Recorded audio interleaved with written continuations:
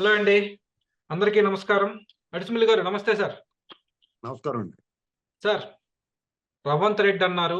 రేటంత రెడ్డి అన్నారు. ఈరోజు ఆ రవ్వంత రెడ్డి కాంగ్రెస్ పార్టీలో మహామహులకి చేతకాని ఒక ఫీట్‌ని తెలంగాణలో చేసి చూపిచ్చాడు. ఇప్పటివరకు అంటే నా దగ్గర నంబర్స్ ఉన్నాయండి. 89లో 58 సీట్లు మాత్రమే సాధించింది కాంగ్రెస్ పార్టీ తెలంగాణలో. 2004లో 54 సీట్లు మాత్రమే. 2009లో 50 సీట్లు మాత్రమే సాధించింది. అంటే మహామహులైన సో కాల్డ్ మహానేతలైన వైఎస్ఆర్ లాంటి వాళ్ళకి గూడా చేతకాని ఫీట్ ఒక రవ్వంత రెడ్డి అయినటువంటి రేవంత్ రెడ్డి సాధించగలిగాడు. చెప్పండి సార్, 64 సీట్లు అంటే దాదాపు తెలంగాణను తలకిందులు చేసినట్టే కాంగ్రెస్ పార్టీ చరిత్ర చూస్తే. దీని పట్ల మీ ఒపీనియన్ చెప్పండి. అవునండి. మీకు ఎన్టీ రామారావు గారు తెలుగుదేశం పార్టీ ఆవిర్భవించిన తర్వాత కాంగ్రెస్ పార్టీ చాలా వీక్ అవుతూ వచ్చింది. తర్వాత మళ్ళీ ఆళ్ళు అధికారంలోకి వచ్చినప్పుడు కూడా 89లో అధికారంలోకి వచ్చినా, 2004, 2009లో అధికారంలోకి వచ్చినా ఈ 50 దాటడం తక్కువ. 54 హైయెస్ట్ వచ్చింది. ఈసారి మాత్రం 64 ఇంకా 1, 2 మిస్ అయిపోయినాయి. అంటే 70 దాకా రావాల్సిందే. ఒక రకంగా వాష్ ఔట్ అన్నమాట. ఇక్కడ హైదరాబాద్ మహానగరంలో వాళ్ళు అనుకున్న మేర రాలేకపోయారు. అయితే ఇదంతా గూడా ఎలా సాధ్యమైందంటే టీడీపీ ఓట్ బ్యాంక్ జమైపోవటం వల్లే వాళ్ళకి. మాక్సిమం 70, 80% టీడీపీ వోళ్ళందరూ కూడా వాళ్ళు టీడీపీ పోటీ చేయకపోవటం అనేటువంటి కాంగ్రెస్‌కి కలిసొచ్చింది. వాళ్ళు స్వేచ్ఛగా వదిలేసారు. టీడీపీ అదే నాయకత్వం. మీరు ఎవరికేసుకుంటారో ఏసుకో అన్నట్టుగా ఇండైరెక్ట్‌గా చెప్పారో, మరి డైరెక్ట్‌గా చెప్పారో తెలీదు గానీ వీళ్ళందరూ కూడబలుకున్నట్టు కాంగ్రెస్ వైపు నిలబడ్డారు. కొంతమంది బీజేపీ, కొంతమంది టీఆర్ఎస్ అంటే పడినోళ్ళు, కాంగ్రెస్ అన్నా పడినోళ్ళు బీజేపీ పోయారు. అలాగా అటు ఇటుగా పోయారు. కానీ ఈ విషయంలో రేవంత్ రెడ్డి ఘనత అండి. ఎందుకంటే వాళ్ళని కనీసం చర్చలకి పిలిచేవారు కాదండి. మీడియాలో. మీడియాలో చర్చలకు కూడా పిలిచేవారు కాదు. థర్డ్ ప్లేస్ ఉన్నారు. అసలు ఆళ్ళ ఉనికే ప్రశ్నార్థకం అయిపోయింది ఒకానొక మూమెంట్‌లో.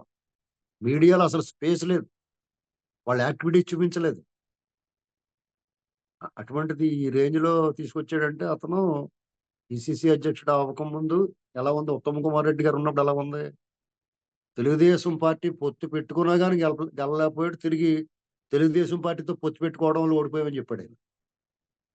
ఎవరు? ఉత్తమ్ కుమార్ రెడ్డి. ఇవాళ తెలుగుదేశం వాళ్ళు ఏం చేశారు? మాతో పొత్తు పెట్టుకోవడం వల్ల ఓడిపోయారా మీరు? చూడు మేము ఎలా గెలిపిస్తాం అన్నట్టు గెలిపించారు. అంటే ఉత్తమ్ కుమార్ రెడ్డి గారు ఆళ్ళ మీద అనుమానాలున్నాయి. కేసీఆర్ గారికి కోవర్ట్ అని. అది నిజమో ఒకటో తెలీదు. ఆళ్ళ అధిష్టానానికి తెలవకుండానే మరి సీట్లు ఇచ్చారా అంటే అది తెలుసో తెలీదో మొత్తం మీద ఏదో పడుంటారు. ఏమైనా గాని ఆళ్ళ మీద అనుమానాలున్నాయి. పార్టీని కాంగ్రెస్ పార్టీ గెలవాలని కోరుకోరని అనుకోంగానే ఇదివరకట్లా టేక్ ఇట్ ఫర్ గ్రాంటెడ్ కింద రాదు. ఇప్పుడు టీడీపీ ఉందనుకోండి. ఆ 2 పార్టీలు ఉండేయి. అప్పుడు టీడీపీ, కాంగ్రెస్. కాంగ్రెస్ ఓడిపోతే టీడీపీ, టీడీపీ ఓడిపోతే కాంగ్రెస్ వస్తది కాబట్టి టేక్ ఇట్ ఫర్ గ్రాంటెడ్‌గా ఉండేది. ఎవరైతే ఆళ్ళు ముఖ్యమంత్రి అయిపోయారో అధిష్టానం ఎవరు నిర్ణయిస్తే ఆళ్ళు ముఖ్యమంత్రి అయిపోయేవారు, మంత్రులు అయిపోయేవారు. వాళ్ళకి అధిష్టానం దగ్గర పలుకుబడి ఉండి చాలు. ప్రజల్లో ఏమి లేకపోతే ప్రజల్లో ఎందుకు పనికి రాకపోయినోళ్ళు అధిష్టానం దగ్గర పలుకుబడి ఉంటే సరిపోయేది. ఇప్పుడు అలా కాదండి. Multi task. ఇక్కడ అనేక మందిని ఎదుర్కోవాలి.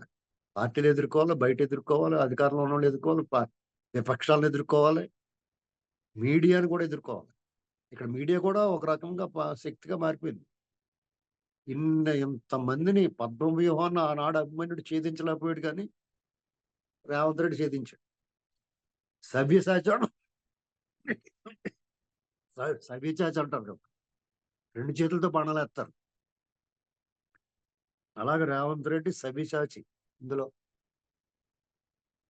అలా మొత్తం మీద ఆయన ఎలాగైతే సాధించాడో అతను ముఖ్యమంత్రి అవ్వడానికి మేము ఒప్పుకోమని అలా అడ్డం పడటమంటే హాస్యాస్పదం.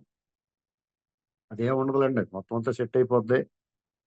వీళ్ళు కాంగ్రెస్ పార్టీ పెర్ఫార్మన్సు ఇప్పుడు కాంగ్రెస్ పార్టీ కలిసొచ్చే అంశం ఏంటంటే బీజేపీ కూడా బలపడ్డం. 2 జాతీయ పార్టీలు ఏం చేస్తాయంటే ప్రాంతీయ పార్టీలు మింగేస్తాయండి. వాళ్ళకి జాతీయ పార్టీలు ఒకళ్ళకొకళ్ళు పరస్పరం వ్యతిరేకమైన వాళ్ళిద్దరికీ ఉమ్మడి లక్ష్యం ఒకటుంటది.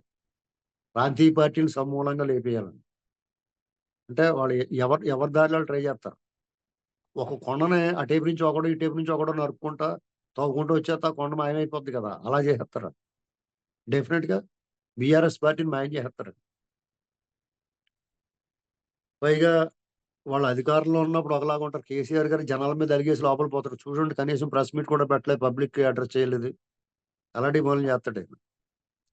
ఆయన కూడా ఆరోగ్యం ఇయన్నీ కూడా కొంచెం సహకరించవు. ఇదివరకట్లా తిరగలేడు. కేటీఆర్ గారికి అప్పచెప్పు కేటీఆర్ గారి బాడీ లాంగ్వేజ్ కేటీఆర్ గారు మంచోడే గానీ, ఆ బాడీ లాంగ్వేజ్ అది తగదు. ఎందుకంటే ఆళ్ళు దాదాపు ఒక 20 ఏళ్ల నుంచి హై హ్యాండెడ్‌గా ఉన్నారు. ఉద్యమం అప్పుడు కూడా పెత్తనం సాగించారు. ఆ తర్వాత అధికారంలోకొచ్చారు. వాళ్ళకి అధికారలేమి, ఎదటోడి వేధింపులు ఇప్పటి వరకు లేవు వాళ్ళకి. ఇక నుంచి మొదలవుతాయి. ఇప్పుడు మల్టీ టాస్క్ ఆళ్ళకి. ఇప్పుడు ఈళ్ళని ఎదుర్కోవడం కష్టం. ఒక పక్కన బీజేపీ కేంద్రంలో అధికారంలో ఉంది. ఇక్కడ రాష్ట్రంలో కాంగ్రెస్ అధికారంలో ఉంది. 2 జాతీయ పార్టీలు. ఆ 2 కూడా చెరుకో పక్క నుంచి కొరికేద్దామని చూస్తాయి ఈళ్ళని. అటువంటి పరిస్థితుల్లో వీళ్ళు ఎలా నిలబడగలరా అంటే కష్టం నిలబడరు. ఎందుకంటే వాళ్ళ కేడర్ లేదు. ఉద్యమమే ఊపిరి. ఆ ఉద్యమం తాలూకు భావోద్వేగాన్ని ఈళ్ళు వదిలేసుకున్నారు. హక్కు విడుదల కాగితం రాసిచ్చారు. మాకు తెలంగాణతో మాకు సంబంధం లేదని. ఆళ్ళ పార్టీలోంచి తెలంగాణని తీసేసారు. మరి తెలంగాణ వాళ్ళు ఈళ్ళని ఎందుకు ఉంచుతారు ఈళ్ళని? వీళ్ళకి ఇదే హైయెస్ట్ ఫిగర్ 39. ఇంక మళ్ళా ఆ ఫిగర్ టచ్ చేయలేరు ఆళ్ళు. కాబట్టి రేపు మళ్ళీ పార్లమెంట్ ఎన్నికల లోపల